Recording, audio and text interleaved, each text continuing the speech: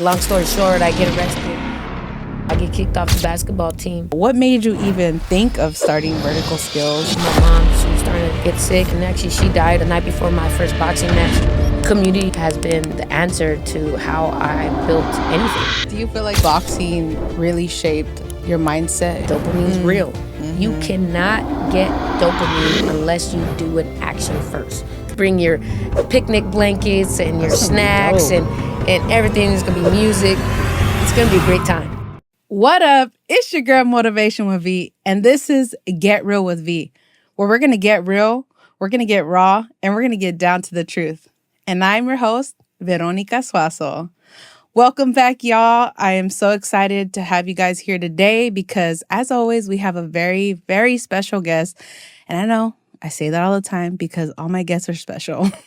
I love every single one of them. But today is especially special because I have my boxing coach here today. And before she introduces herself, it's this year I've been talking a lot about the power of community. And I do have this shirt that I got from her. It's called Community. It says community is currency. That's right. Because this year I've been very, very big on community. And that's how we met. I met her because another mutual friend posted you in February about your promo you had in February. And I was like, you know what? I've been looking for a boxing gym. Why not? Let's just give it a shot. It was free. And 3 months later, and I'm still boxing. Yeah. So that's how we met. But it's not just that. I feel like we're on the same mission and we're aligned with a lot of the same values. And I see how much you pour into your nonprofit. I see how much you pour into yourself, into the youth and the community. And I think it's so, so important with this podcast to highlight individuals that are doing that kind of work, that don't get their flowers often. So that's what this podcast is about. It's really giving you guys your flowers while you're here, being able to share your story, talk a little bit about how you got started, what you went through, your journey and all that. But so I'm excited for you guys to hear more about her. And so without further ado, I'll shut my mouth. I'm a yapper. Without further ado, go ahead and introduce yourself, who you are, and what you do. How you doing? I'm Dalia La Pantera Gomez, which means the panther in Spanish. I got a lot of names. I grew up, they called me Lala. That was like the name that all my family members called me. But the kids call me Coach G. She calls me Coach G. But I think when I was 29, I was like, let me be grown and go by Dahlia now. I'm named after my mom. I love my mom. She's a strong person. If I'm only at least 10% as strong as her, then I've made it, But yeah, I'm a former professional boxer. I played college basketball on a scholarship. And I'm the first to graduate in my family with the college degree. When I was actually probably the one that they thought they wasn't going to go to school, But I'm also a former OUSD teacher, EMT. You're going to think like, damn, this Mexican has a hella jobs. But You've lived many lives. Right? Yeah. I was a reserve firefighter, and that was awesome. And I'm also a personal trainer, and I run a small youth program, grassroots program called Vertical Skillz Outreach. Okay, nice. Yeah. I love that. You have done so many things. Like, walk me through your journey, like how you went from like pro boxer to firefighter to opening up the nonprofit. Well, I mean, that's a long answer, Yeah. But born and raised in Oxnard, which is in Southern California, from O-Town to O-Town, because even actually in college, I was living in Olympia, Washington. All three cities, O-Towns, and it's been a beautiful journey. I think that sometimes it's not really where you're raised, but some places really reveal you. And I think Oakland has revealed who I am and has baptized me, like the kids have baptized me. I really love Tupac, and he says like, Oakland showed me the game, and I think it's not that I didn't have the game, because I have a dope grandma and mom and my dad who showed me a lot, but really it kind of like Oakland checked me to see if I could continue to fight, if I continue to be resilient and really, really show who it is that I am, even through all the the troubles or their trials and tribulations. And so that's why I have so much love for Oakland. It's like I'm going on now 15 years here, Damn. and yeah, I love it, but I went to, college first, and I wasn't supposed to go to college because I actually didn't graduate junior college. I was partying, but I really wanted to play basketball. And then finally, when I got it together, I understood that it's not what happens to me that's important. It's how you respond that's key. And so I said, all right, well, I'm gonna stop partying, and I'm gonna go to all these open gyms and just play basketball and stay focused. And sure enough, my coach, who's from here, the Bay, from Oakland. She was coaching up in Washington, and she grew up with the lady that was the coach at Santa Monica City College, and that lady saw me. She's like, "Hey, you getting any looks or any like, scholarship letters?" And I was like, "No, well, I didn't have good grades." Well, she called Coach Monica Hoyer. Shout out to Mon, because if it wasn't for her, she gave me a Hey, second. shout out. Yeah, no, she gave me a second chance, But she flew down from Washington to watch me play. But before that, the coach at the time, she put Coach Mon on the phone with me after one of the open gyms, and Coach Mon didn't even ask like anything or say hi. She just says, "Are you good?" And at that time, it's like, man, if I say I'm good, then they're gonna think I'm cocky. If I say I'm okay, then they're not gonna think I'm confident. So I had to say I'm good, and she flew, 2 weeks later down to come and watch me play ball, and she offered me a scholarship to play basketball, and it was like almost like it was just weird because I didn't never saw myself to go to school, Yeah. and then I ended up redshirting. Redshirting meant that because I was behind on credits, I had to like catch up on my credits. I was on the basketball team, but I couldn't play. So I was at the games and I was just suited, You was on the bench. I was on the bench, and got to practice with them, but couldn't play till the following year. But once that season was over, everybody parties, the men and the women's basketball team get together and partying at the dorm. And long story short, I get arrested and I get kicked off the basketball team. And it was a decision that I didn't expect to happen, and Coach Mon had to do what she had to do to represent her team and herself. I know that because as a coach, I do tell the kids all the time, when I have your back, it's your name, but it's my name too, oh, that's Coach G's kid, So I get it. But I told her one day in her living room, I was like, Coach, I can't leave. There's nothing in Cali for me. I can't go back. My household was 6 kids. It was just crazy, kind of hectic. A lot of boxing involved in there, a lot of fights in there. But I just said, what if I could prove to you that I could be responsible? Would you give me my scholarship back? She's like, what do you mean? I was like, well, I'm not leaving. I told her like that. And she looked at me like, I was like, I'm gonna stay. I'll get a job. I was finding an apartment. I couldn't stay in the dorms because I didn't have the scholarship. It wasn't paying for it. So she just looked at me and she just stuck her hand out and just shook on it. And I was like, all right, cool. And then that's when I started. I had like 5 different jobs, YMCA, Foot Locker, like Boys and Girls Club. I was just working. And I didn't have a car at that time. So I would run every day to work in rain, And so one day at the YMCA, I didn't know there was a third story. And my boss told me to go get something up there. And there was a coach called Lydell Spry. Shout out to Coach Lydell. He was my first boxing coach. He was in there teaching a couple kids. There was like 4 or 5 kids. And I was like, man, I need to punch something out. I need to punch shit out. I'm frustrated, and all these things. And so I was like, well, this will keep me in shape. I can't play ball, So I started boxing. And, I had like 3 fights, I think. And that made the year go by fast. And Coach Mon kept her word, and she gave me my scholarship back. And I was able to continue to play basketball, and I graduated. And I was the first to graduate in my family, so it was really dope. That's amazing. That's crazy. For you to walk us through that journey. Okay, clearly, like you got arrested, so you got kicked off, right? Yeah. Was it that moment that like made your mind shift to where like, okay, I got to get my shit together? One of the many moments, I think, as I'm gonna be X years old. I'm not gonna tell them my age, but I still got a baby face. So, but no, I think throughout our lives, becoming the better, you know, version of ourselves. We're constantly going through lessons, and trying to just be better.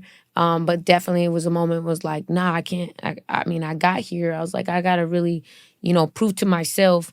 Find that joy, find that peace, and actually accomplish something. Yeah. My grandma was starting to. I call her my mom. She was starting to, get sick, and actually she died the night before my first boxing match, and Damn. so that was hard. But I just I knew that I had to just push through, and there was three things I knew I had to believe, three things I had to believe in, and that is to believe in myself because nobody else will, and to make a massive commitment towards my goals, not just any old commitment, truly bite down and make a massive commitment to it, and to just understand that it's not what happens to you, it's how you respond, because shit's gonna happen. You're gonna get a flat tire. People are gonna say no, all that, and it's just trying to adjust. And I think that's what boxing. Why I was so intrigued about boxing, because it was all around a situation where you're put into a fight or flight mode, and to be able to control your heart rate, control your respiratory rate under pressure, and make a decision right then and there. And that's why it's the hardest sport in the world. It's a scientific fact. Do you feel like boxing really shaped your mindset and how you operate now? Oh, most definitely.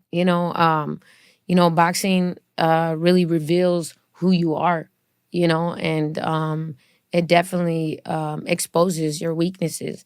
And it's like you're constantly learning. Even the legends and the Hall of Famers and the coaches, till this day, if they're breathing, they're learning. They're finding different ways. I mean, it's a beautiful art form. But again, it's just I have long arms, for example, but I wanted to, bite down and just fight and stay in close when I didn't need to. Respecting what God has given you with your length or your speed or whatever it is using what you got. And anybody could get beat in boxing. It don't matter if the other person is stronger than you or even faster than you. It's understanding what to do at that very moment and capitalize on it, and staying calm is what wins the fights at the end of the day, Yeah. Because there's an answer, there's a counter for everything. And that's the beauty about it. It's like any given night, anybody could win. Yeah, I love boxing. I feel I've been boxing before, I came to your gym, but I boxed when I was younger, and it really helped me a lot. And I mean, even now I'm it's really helping me with just the things that come up, any aggression I have. Yeah, so I'm a firm believer in boxing, and Yeah. I love coming to work out because that's my where I de-stress. But what's funny is I feel like we have a lot in common because I used to play basketball. I don't know if I told you I this. think you did tell me that. I used to play basketball, and back then I used to want my dream was to be in the WNBA. Yeah, me too. me too. Shout out to the Valkyries and everybody else. Hey, I would love to practice with you. Yeah, I know, right? Get my game for real, I'm trying to train them. I met the GM, and I was like, hey, I know what it takes. Boxing helped me to get ready for basketball. I mean, look, Dame Lillard, he's working out as a boxer, too, and it really gets you in shape.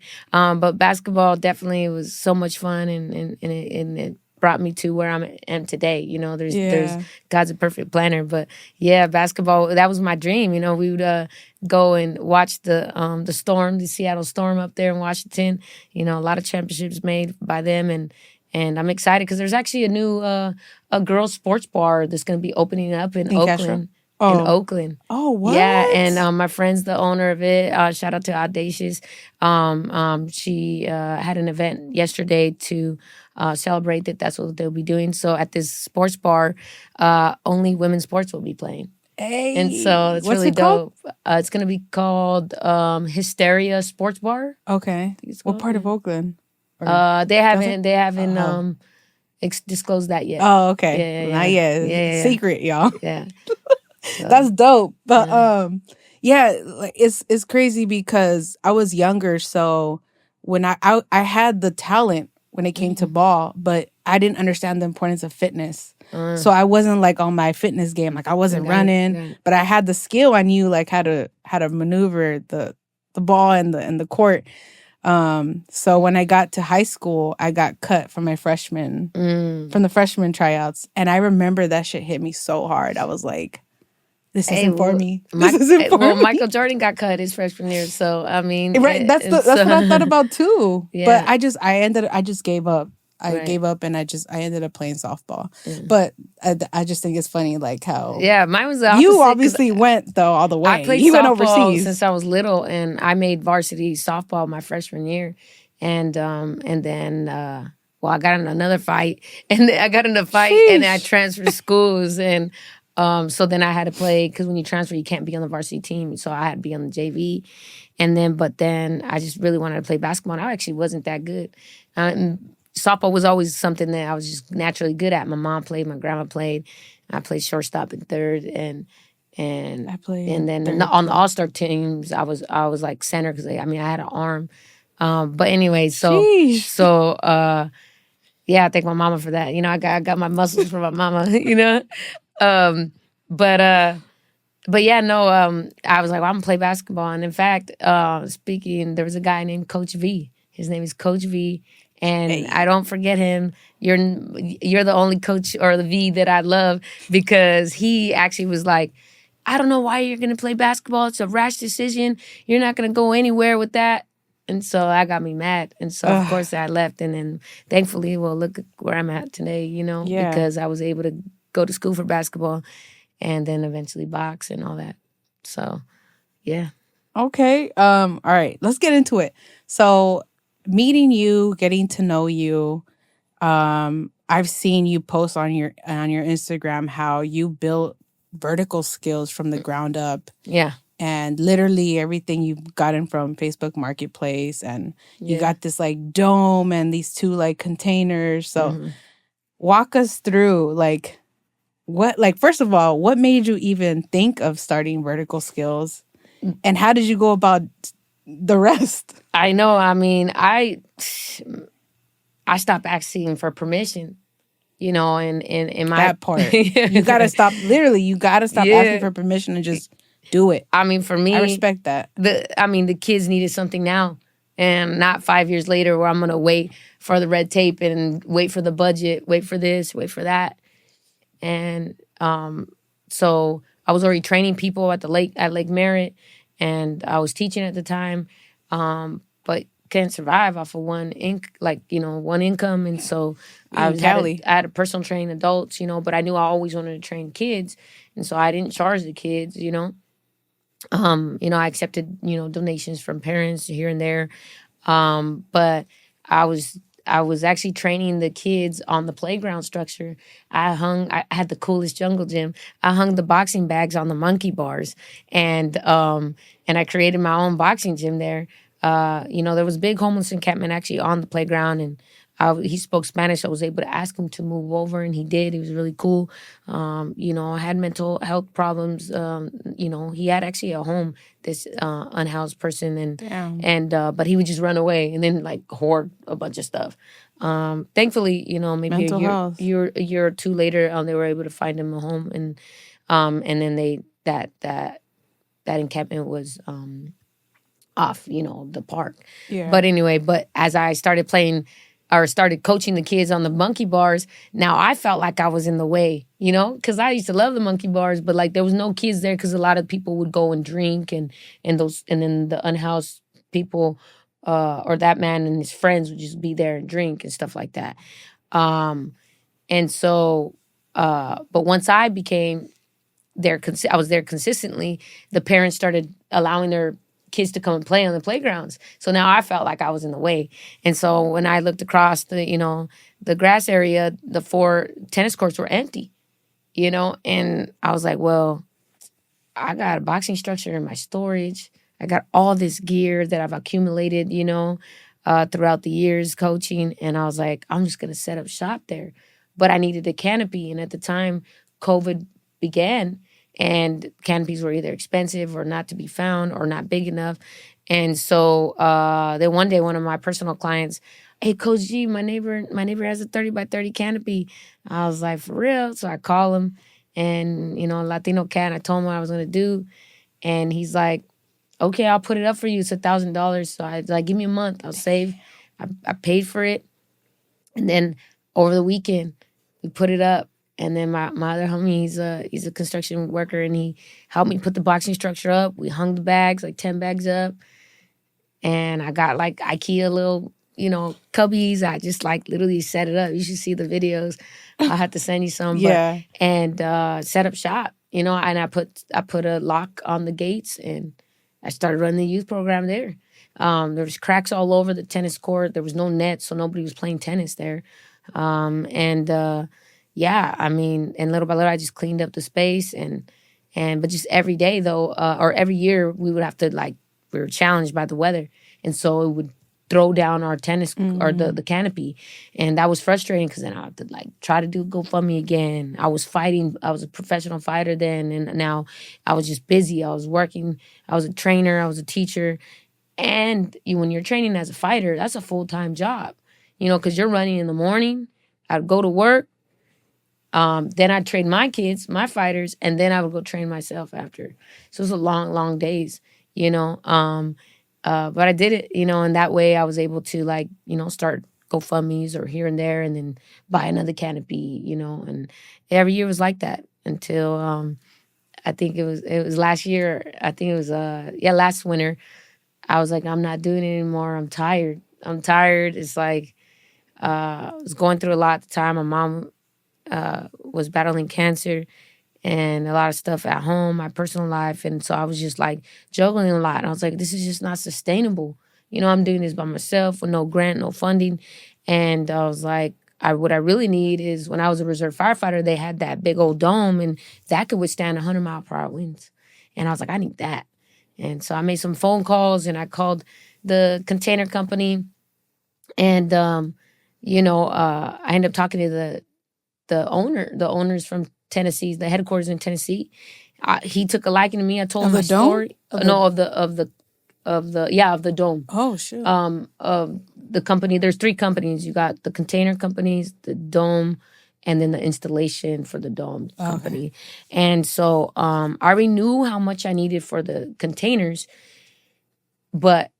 and I was only planning on getting 2 containers, which is two 40s. And so the dome was going to be a 40 by 40. But when, Declan, shout out to Declan in Tennessee. Hey. You the only 10 I see. You the only 10 I see, my man, I was literally thinking that in my head. But no, thank you, man. He helped me so much. And because when he came, he's like, well, actually, what happened was Coach G, I'm going to go take a road trip with my wife. Got some friends in Bodega Bay. I'm going to go say what's up to them. And I'm only going to stop in one place, and that's Oakland.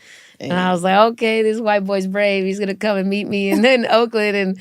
And sure enough, about an hour before he got to Oakland, he calls me. I was like, oh, shoot, he was serious. So I get ready. And I meet him at the park, and he's walking around the tennis court because it's locked, And there's no canopy because it got tore down, bent. Damn. Everything. So all you see is the ring by itself getting corroded from the rain and the weather and the sun, and the boxing structure, with some of the bags. And it kind of if she looked bad, we would cover the bags with trash bags so they won't get so wet. So it kind of weird, look like body bags, But not the body bags. I know, not the body bags. Hey, when Rocky was hitting the cow, what I mean? But anyways, yeah, so he came, and he's like, Coach G, you need something bigger. And I was like, nah, you need a 40 by 60. So that means I needed 2 40 containers and 2 20s. And I was like, no, that's going to be a lot of money, And I was like, and he looked at me. He's like, Coach G, can I give you a hug? I looked at his wife, and he gives me, and I was like, all right, I give him a hug. He's like, I really love what you're doing. Let me tell you this. You raise the money for the containers, and I will gift you the dome. And I was like, what? Damn. It's that's $24,000, not more. Actually more because he added the little side pieces. So we're looking at $25,000 free that he was going to gift me. And I was like, wow. I was like, okay. I was like, for real? And check this out. He did what Coach Mon did. He's like, he put his hand up. And I was like, old school. The way I think that things should go, be a man or a woman of your word and do what you say. And I trusted him. I just shook his hand and I put up a Go Give Butter a campaign. And I needed to raise money to get the containers. And little by little, through support and through community, because community is currency, everybody just helped me out. And I was able to make it and buy the containers. And he kept his word. And yeah, literally, I already had the semi trucks were coming with the containers and also with the dome pieces and I had they arrived the next day that I actually got official approval from the city to do it. Damn. So I already had betted myself. I already pulled the trigger. I pulled the trigger because that says a lot. You were betting on yourself without even knowing it was going to be possible. I know. Well, imagine. Not more so myself. I just like at the end of the day, I was betting on the youth in the community and also the adults that I was training there. A lot of people don't know. I know a lot.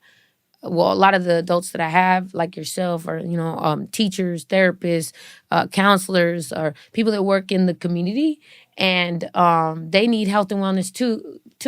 They need resources, access to all these health and wellness resources too. And so I was like, well, I'm gonna do it. I'm gonna do it even if the city tells me no. And because I was like, I know that we need this, and I think it's a generational wealth is being able to learn how to take care of yourself. Generational wealth is having the resources to learn what it means to rest, what it is to eat healthy, and I think to decolonize our diet and decolonize our mindset and decolonize white supremacy is really about unity and giving back to your brothers and sisters and teaching each other how to take care of one another, let alone ourselves. And so I feel like that's why I had to do it.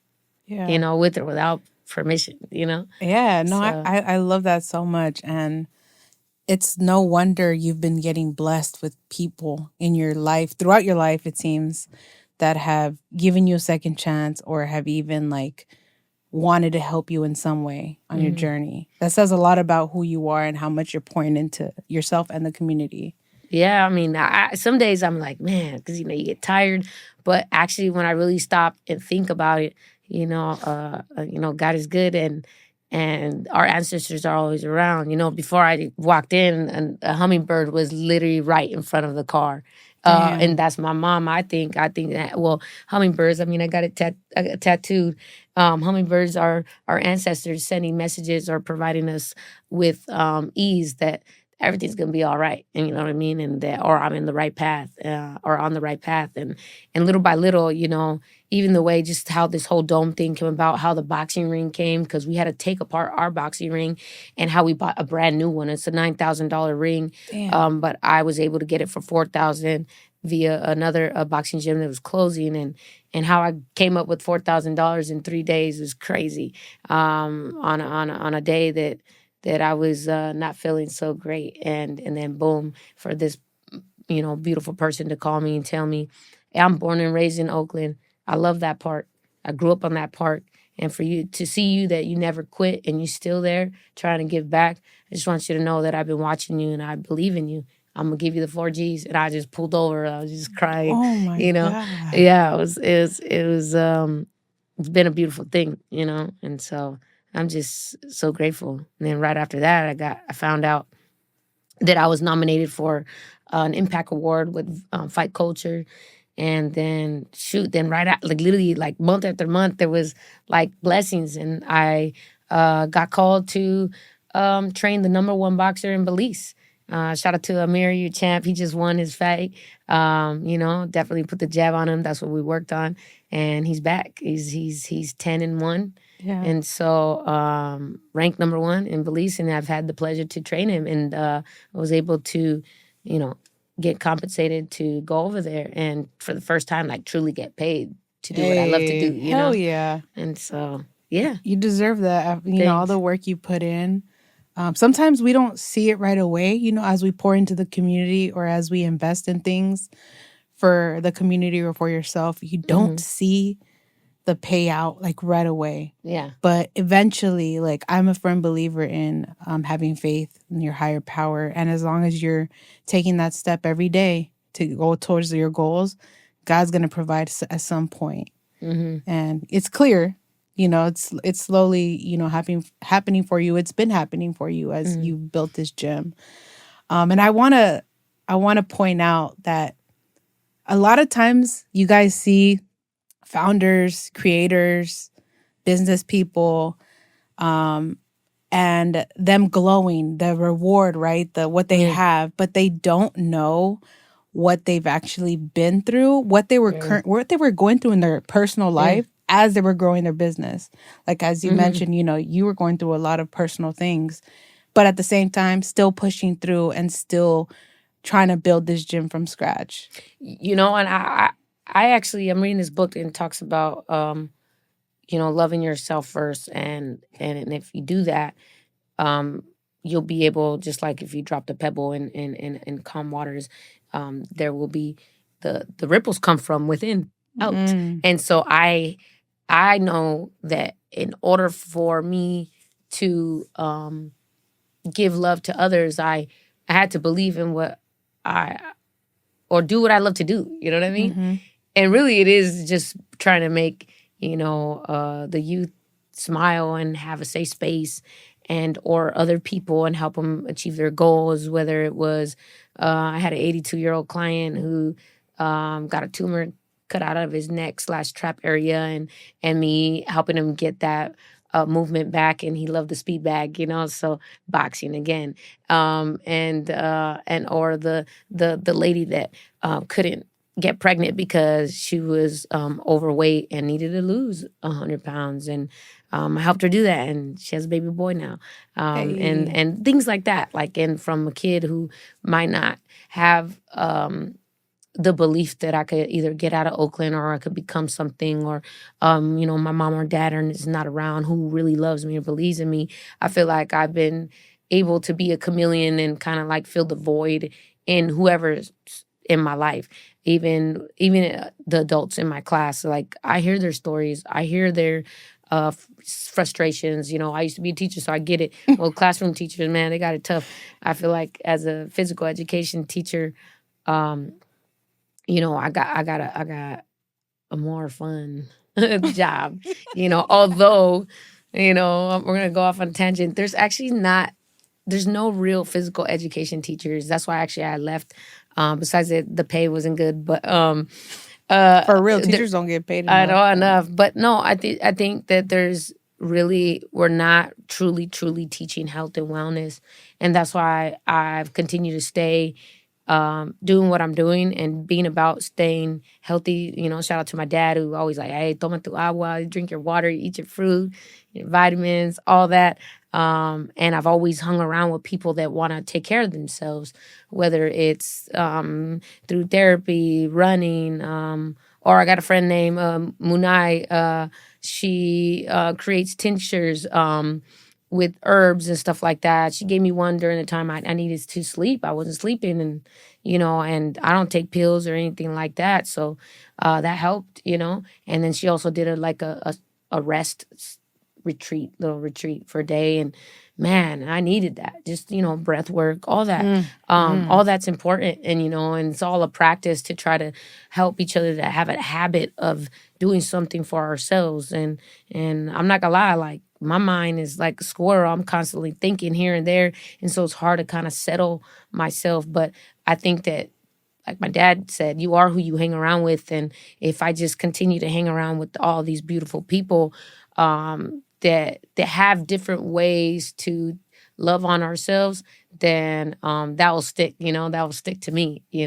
Just like, I sent you a video of my dinner. It was fruit and stuff like that. I know, one, it's beautiful. God doesn't make no mistakes. All the colors are beautiful, and I guarantee you're like, oh yeah, that look good. That do look good. Yeah, because at my nonprofit, at the youth program, there's no junk food allowed.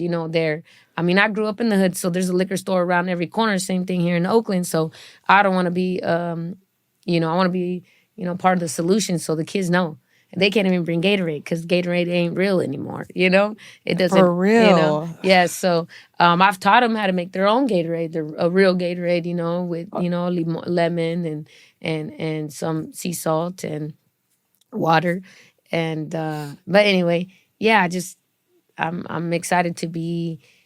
I'm thankful to be in the position that I am because it's really kept me going. If it wasn't for the kids, if it wasn't for me wanting to help people, I don't think that I'd be here today. Yeah. Whether it's through my own mental struggles and wanting to be enough, wanting to accomplish X, Y, and Z, trying to be that person to your mom wants you to have a house already or have this stability, but really everybody's journey is different, and I've been slowly accepting where I'm at, and actually that's why at the end of the day I don't lack anything. I got a roof over my head. I can pay my bills. I know how to live off of rice and beans, and my I really actually I don't have family up here, but I do. I've built my own family, my own community. Since my personal family was a little discombobulated, I call my mom all the time, but I hear that. I really have a lot of wealth here, and a lot of people don't give Oakland that credit. That the resilience, the colorful, the creators, the people that are here really make this place a better place. Yes, I love that you say that. I Yeah. love Oakland. I was born and raised in SF, but I've been living on this side for about 5-6 years now. And I'm like, I can't even see myself going back to the city. I love the city. Yeah. My mom lives out It's there. cold I have over there, family man. out there. The traffic, nope. Yeah, it's a lot different, and I really found home in Oakland. I really did. But speaking of Oakland, I got a question for you. What are some things the youth of Oakland truly need right now beyond boxing? Well, in general, I mean, well, Oakland deserves to be seen, and the youth deserve resources and an outlet to be able to be themselves, to feel safe, and to actually, every child wants to learn and grow. It's not, they might give you pushback All the time. all the time. Yeah. But They're kids. It's up to me to be patient and walk them through that journey. Especially with boys. I have mostly boys. My friends call me the little boy whisperer, because I have nothing but little fighters, little boy fighters, and they respect you too. I see. Yeah. They become the sons or nephews that I've never had, and it's been a beautiful thing to watch them but it's always 2 years for me to get them right, Yeah. But every single child that has come in has either got in trouble at school or wasn't talkative and or didn't know how to express himself, and then within a year or so of being with me, Nasir got to speak in front of the former mayor and talked about how the park has saved his life too, and how it's given him an opportunity. And now, since he started boxing, he has not fought once in the street at all. He's going on 6 years of boxing with me, and I'm really proud of who he's become. I got to see him graduate yesterday, and he's just excited, and I'm excited to see him grow into a young man, a disciplined young man, understanding that hard work and dedication truly will get you through it all. And most importantly, to understand the communities everything, because I took him actually to a couple local businesses to introduce him. Not only because when we turn him pro, you got to put butts in the seats, you got to sell tickets. But I was like, but really, bro, I was like, people want connection. People want to see you because you could motivate them. Because I was like, look, he was the only one I bought him these gold boxing gloves to hang over his gown. That's cute. And I was like, what other student out of 500 kids that was there had boxing gloves on? I was like, none. I was like, none of them. None of them actually for 6 years woke up every day at 5:30 in the morning like you did. And I was like, so I'm proud of him. I'm proud of him. And a lot of the kids that's come through, even I had a kid that I trained him for like 2 years, and then he went off to be like a wrestling champion, but he learned that discipline through boxing and or me being tough on them. And that's what I want to give them. I mean, you got the kids that were acting funky at First Fridays, for example. Where's the outlets? Where are the people?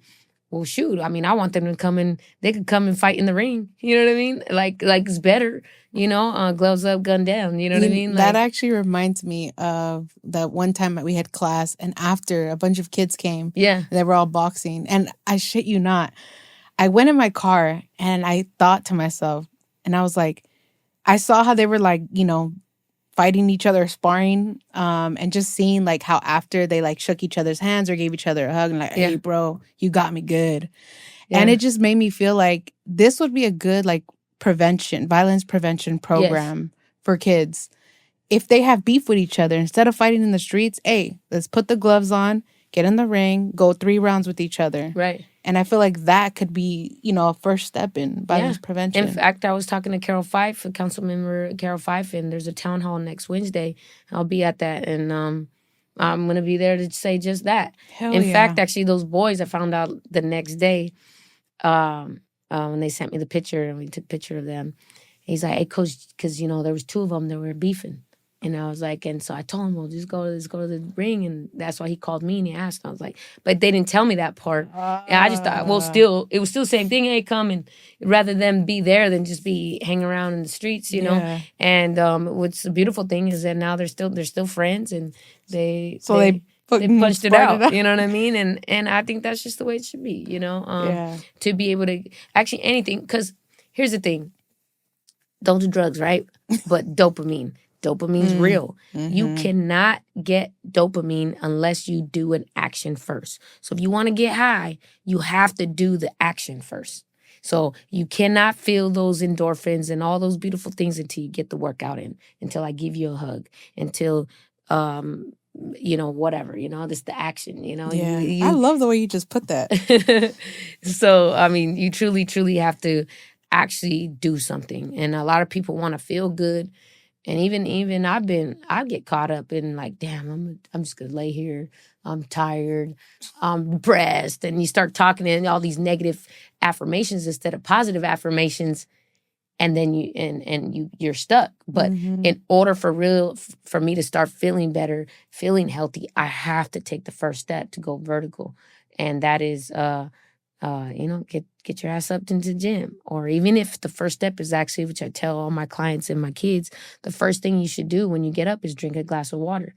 And that's my daddy told me. And it's worked. It's good because you're dehydrated. I'm very big on movement. Like, you gotta move your body. That dopamine hit is real. Yeah. Especially as someone who has ADHD, like we off of that dopamine hit, like that fuels us. Yeah.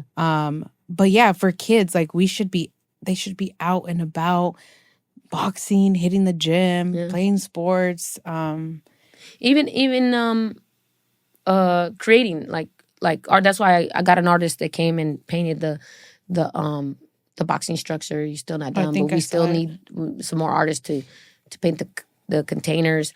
But that's a form of expression, to create. I think we need that. That's why I didn't put the word boxing in my nonprofit name because I believe that anything that we do with our bodies is important. We could go vertical if we are creative, we are moving, and that's why when I do my health and wellness events, we got a boxing station, basketball station, yoga station, gardening station, first aid station, so they learn how to do CPR and all that good stuff. That's dope. I got the art station. I used to be in the art class. I used to be the teacher's aide for art, and I got some skills. I won an art contest one time. Nice. You can draw. And I was like painting. And I was also in the band. Don't tell nobody. Now it's out. I was a band geek. Not until high school though. I was like, nah, mom, I'm not gonna be in a band in high school. You know what I mean? Because they would make fun of you. Yeah, I don't know. Back then, man. But you know what? I love music. I love all types of music. I played the clarinet and the bass clarinet for like 5 years, and I bought myself just recently a cajon, which is like a drum, and I'm trying to make some time to do it because I'm good with my hands, And so in general, so I know I'm going to be good at that. Shout out to Frankie G, who's taught me a little bit of the congas he used to play. He plays, with Sheila E. and a bunch of other people. So he's really You're dope very cat. well connected. Yeah, I mean, speaking of well connected, I have this shirt on that says "Community is currency." Yeah, and you say that a lot. So Yep. I'm wondering, where does that mindset come from? What does it mean? I mean, and I know you mentioned this in our interview we did at the Mujeres Chingona. Yeah. You went into it a little bit. I mean, again, everybody in this room right now, I mean, we all have value, and that's really where the wealth comes, even though as much as we're trying to, pay the bills and do everything, like nothing really can help you or make you feel so much joy unlike another person. Like, and that's not to, you have to be attached to somebody or anything like that. Let's not get caught up on our attachment styles here. You know what I mean? But we need secure attachment. Right. Yeah. But no, I believe that community fed, the program that I built and love has been the answer to how I built anything in my life. And I think that once we relearn, how to not be afraid to ask for help, not to be afraid to reach out, because I think that's what we need to decolonize, because I feel like the indoctrination of being independent, is what has been killing our community in general. And that's what they want. That's divide and conquer, And so that's why when it came out and I said community is currency, that's real to me. We want to be able to thrive and be rich in ways that they don't want us to be. And they don't want us to be healthy. They don't want us to barter and exchange goods within each other, to show that we don't really need them to survive. There's a reason why they go all around the world and steal everybody's resources, and kill a bunch of children out there just to take the minerals and the resources from other countries, and which is always ends up being Black and brown countries. And so, it's just up to us to truly get out of that me mentality, and also not be scared to be vulnerable, because vulnerability builds connection. Vulnerability builds connection, and vulnerability is sexy. Yeah. I don't know about y'all, but like at this age, I'm like, if you're vulnerable, Hey, think about it. In order to get these guns right here, I have to be vulnerable enough to lift up those weights and rip. That's what's happening. You're ripping your muscles apart. How more vulnerable you could get. And you can't build without that, right? Speaking of strong, when people call you strong, what do they not see behind the scenes? Yeah. They don't see the soft Dahlia. I mean, don't call me a flower, but I am a flower, Now I'm grown. I can admit that, right? They don't see, of course, like anything, they don't see the hard work. Just like in boxing, nobody sees road work. Road work is running in the morning. Nobody sees us. We're running before the smog starts to get up in the air, That's the best time to run. Side note, I remember when I took some kids to Nicaragua, I was like, we're going to do everything they do. They ran at 4 o'clock in the morning. And the kids that I brought, they're like, no way, coach, we're going to run at that time. I was like, yep, we're going to respect how they do things here in Masaya, Nicaragua. And so, well, I think now, these past couple of years, they've seen how vulnerable I am or how real I am, because I'm really, I really do believe that community is currency, and community is really gonna help us thrive or stay ready if there is an apocalypse, right? But I think that they do think that I'm stronger than I am, and I'm not trying to knock me down or anything like that. I just think, oh well, Coach G's gonna handle it, or she got it, or she's gonna be all right. You know what I mean? And you carry yourself that way too. Well, yeah, because you got fake it till you make it. But no, also part of boxing too is learning how to poker face certain things. I've only been hit hard one time, and I was in the sternum, and I couldn't breathe. And I had to like just circle out and learn how to just control my breathing and prepare myself for the next thing. That's not an easy thing. To be able to be, you're in a vulnerable position and then you get hit and you can't breathe. That's no joke. And so boxing and life in general has taught me that.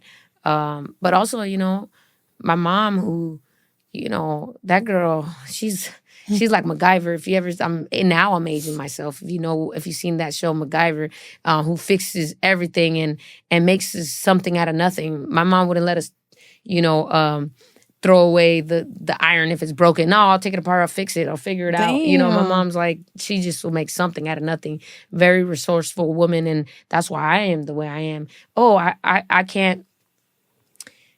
Well, shoot, me hanging boxing bags, carrying them on my shoulders by myself, and then utilizing a pulley system or figuring it out, or that maze ball it's called a slip ball or maze ball that you throw to work on your slips like Mike Tyson.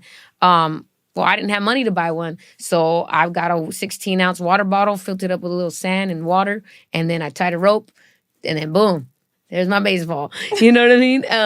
When I went to Nicaragua and I took a boxing bag, it was empty because it would have been too heavy to take and it would cost a lot for the weight.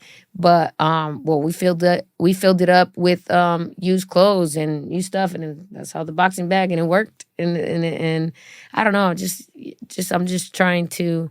At the end of the day, I think there's a lot of waste in this world, but I think that there's so much things that we could reuse and recycle to not make more waste, but also to make something out of nothing. And you see a lot of amazing people out there making beautiful art pieces and with other people's trash. So that's what I'm trying to do. Find something out of nothing on Facebook Marketplace. I love that thing, even though it's a social media, but because I grew up going to thrift stores and thrift or garage sale hunting with my mom, my grandma, and so that's like my thing. I always find something, and my friends be like, "Hey, Coach, I just moved. Maybe you'll find me." If they put it in my mind, if you told me, "Hey, Coach G, I need another couch for my podcast," it's in my mind, and I just would like look at it, and I don't know. If I had another job, I probably would do. If I could get paid doing that, you probably could. Yeah, I'm sure you can create something. Something, I don't know. I just think it's cool, and then finding things for people. I hear you. I'm the same way. I don't know how I have a lot of things in my head to remember, but I do. I am thankful that God has given me a giving heart. Sometimes it's you got your pros and cons. You give too much, and then you forget about yourself, or you feel some type of way. I've never given to expect anything in return, but I think that when it happens, often, and you don't, it does hurt your feelings. Yeah, but I do know that,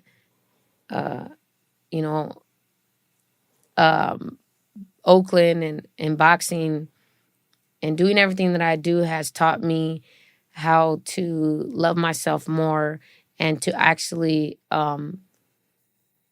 recognize and believe in myself a lot more. And I know that one day, I'll be able to find somebody that is proud to be Coach G's wife. You know what I mean? Yes. And that's something that I think that just recently I was like, no, I mean, I'm okay with being too much.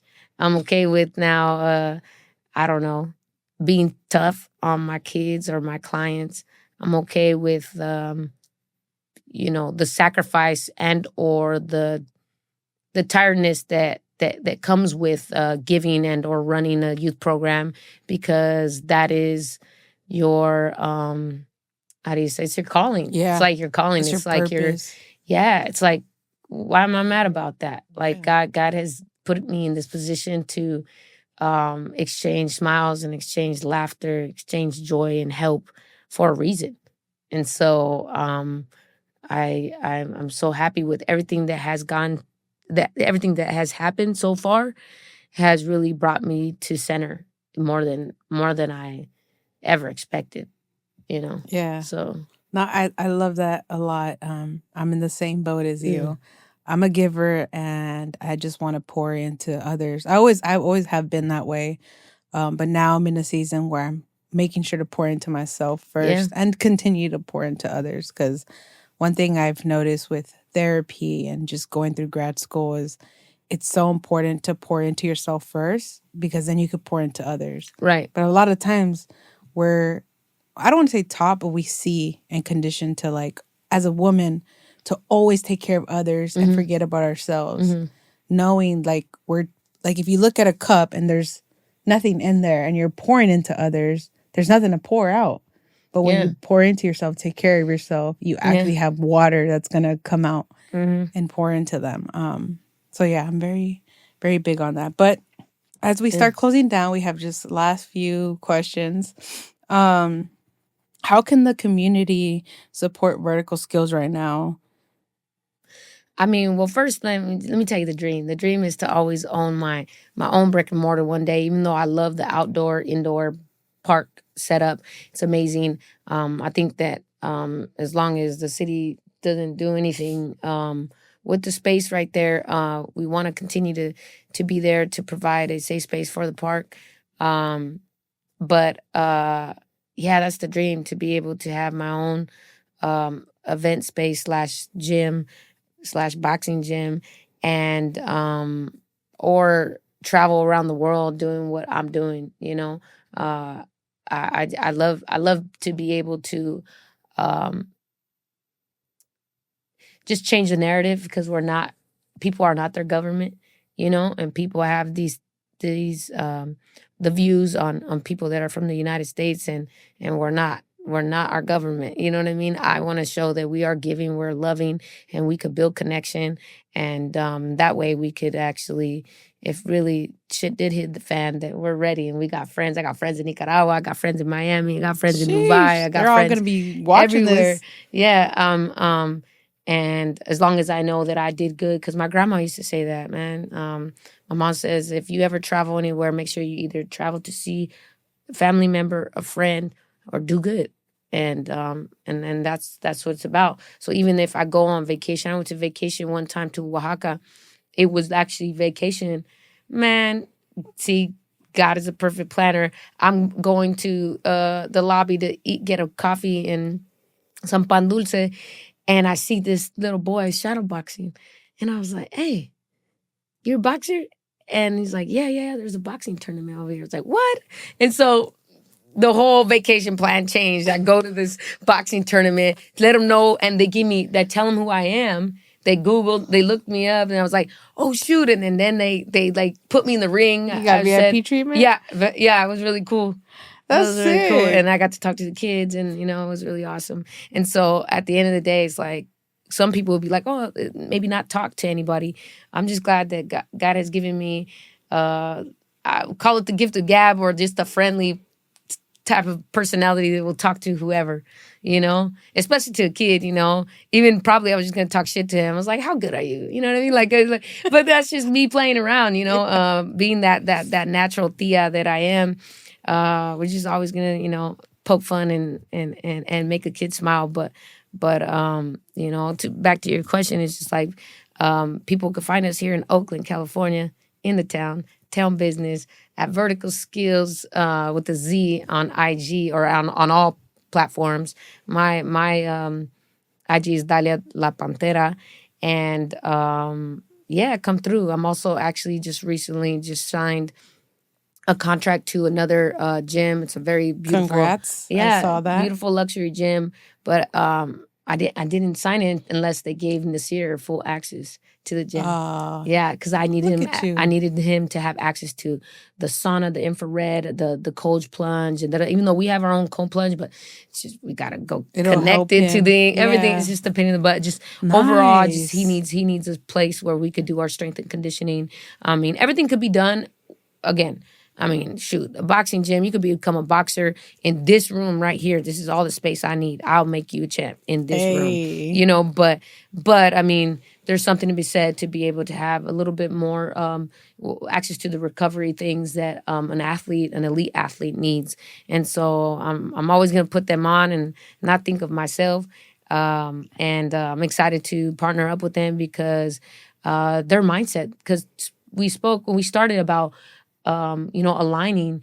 In fact, it's not just in what's called in a loving relationship. It's in friendship relationship where we do have to align on our morals and values.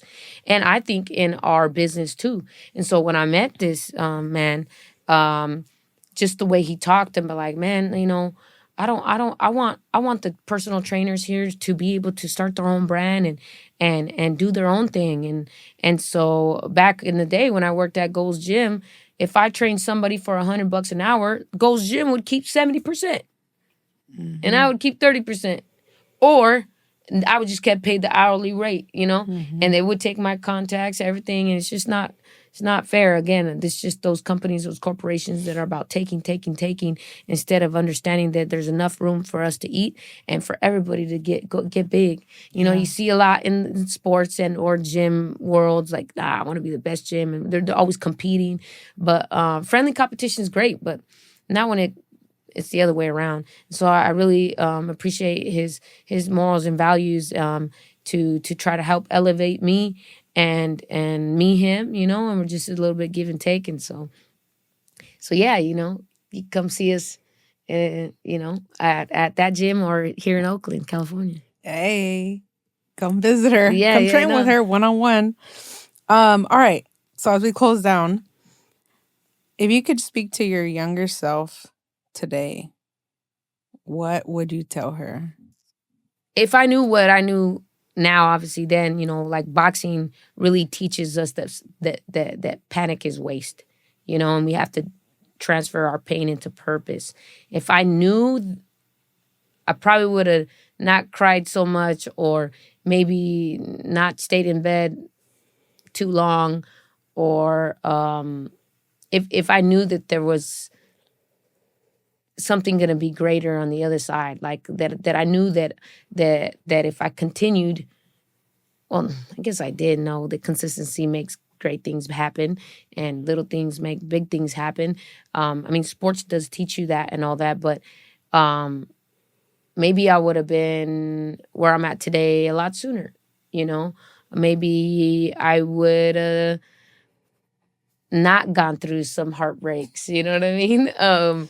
But what I would tell little Lala or little Dahlia or little Panterita, I love that one, little Panterita. Actually, why are the olders, the old tios, or my seamstress? She's a older Latina. She called Hola Panterita. She always says that to me. So That's what she calls me. Anyway, I just remind myself that I'm enough, and that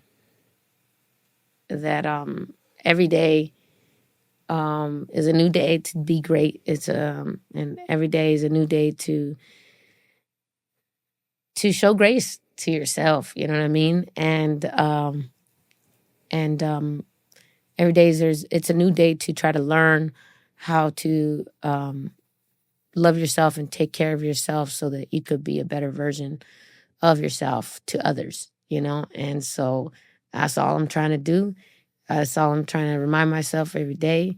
Shout out to the new church homies at the way, and who have given me a lot of joy and balance again, and for all the adults that's been joining, coming to the fundraisers and or coming to train. Seeing you guys elevate really helps me. It really is motivating. And so to me, just I just remind myself to not give up. That's little me talking to big me, Keep going. To keep going, keep going vertical, and take no shit, talk your shit. You know what I mean? And also, if y'all can, donations are welcome. Yes, actually, for sure. Yeah. Hey, cash is king. You know what I mean? But no, we take all forms of payment. But right now, we're actually getting ready to have the biggest event of the year.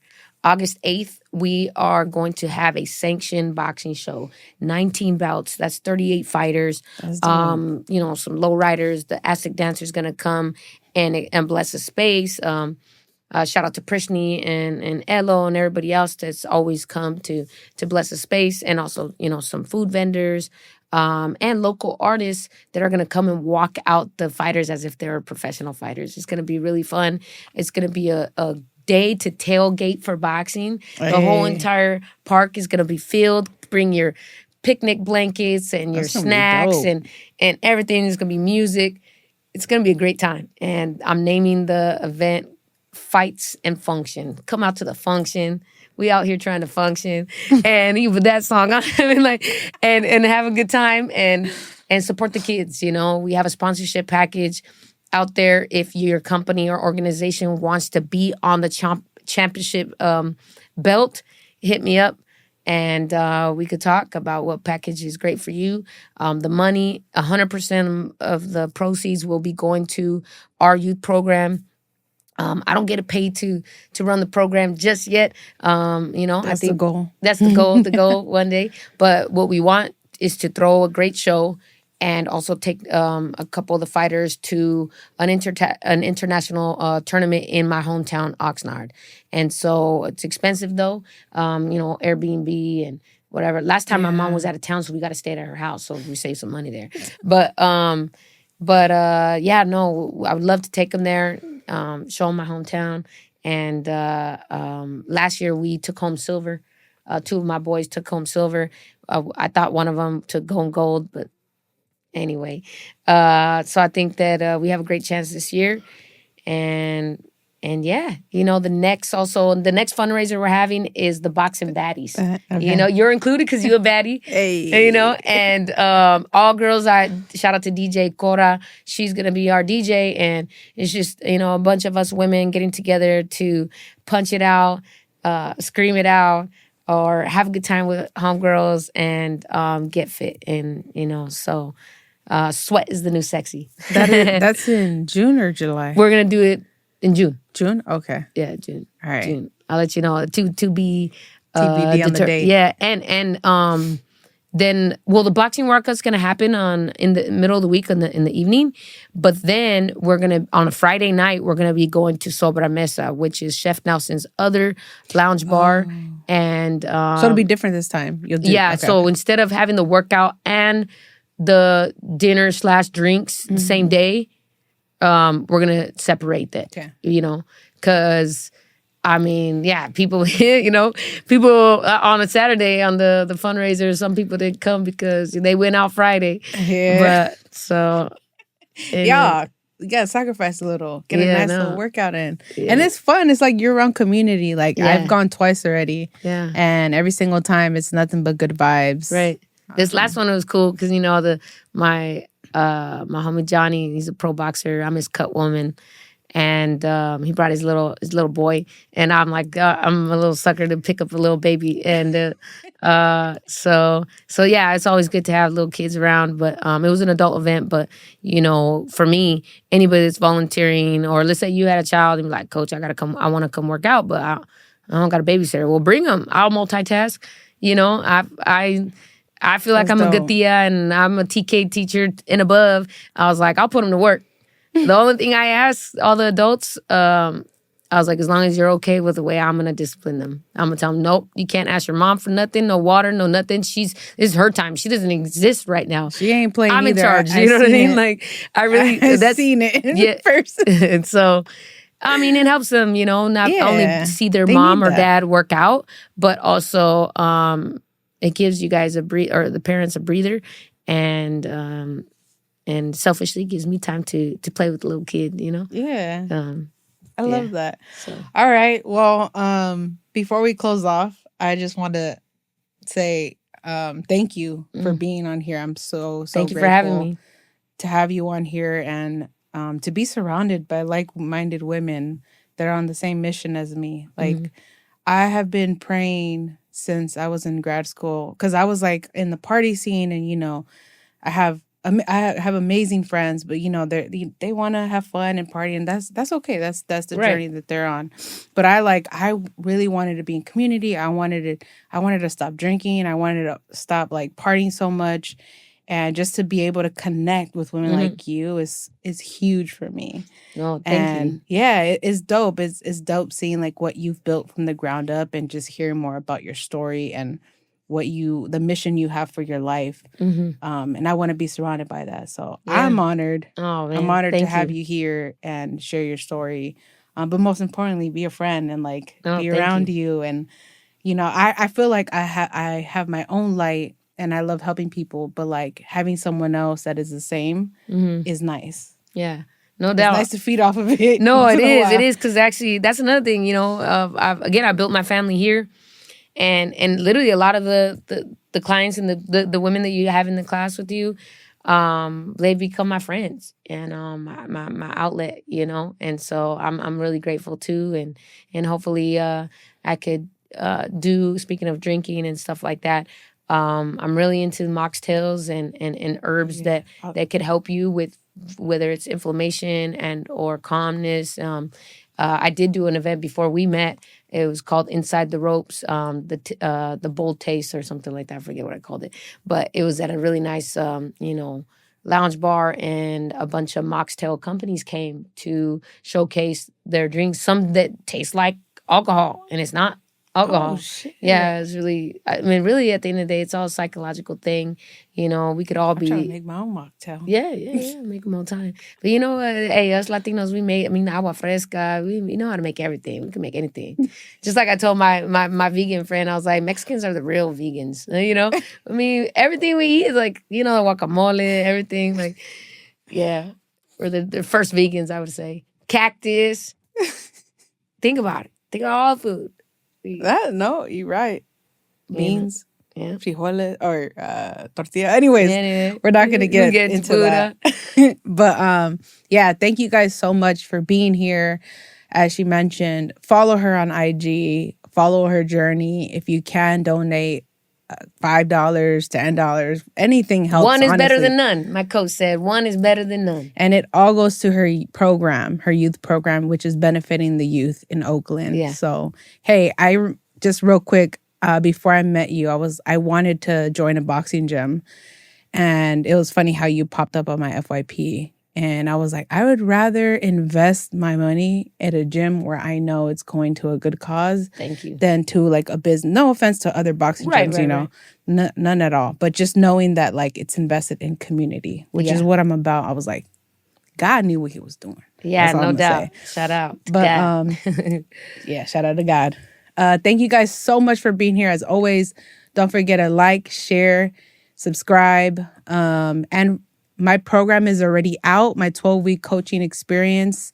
Not sure if it'll be closed by this time. It might be, but if it is, I am still taking one-off sessions, and you can also hit me up for a free 15-minute clarity call. So if you have any questions, concerns, shoot me a message. I got you. Thank you so much. Until next time. Love y'all. Peace.